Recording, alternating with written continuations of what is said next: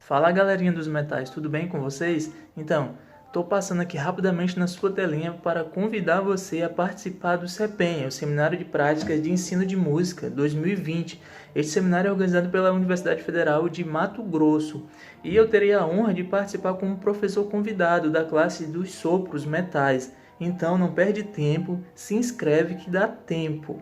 Eu estarei falando e partilhando com vocês sobre como manter a rotina de estudo, como manter uma boa embocadura, as estratégias para otimizar a performance, dentre outras situações que podemos abordar nesse universo tão grande que é dos instrumentos de sopro, né? no caso específico aqui de metais.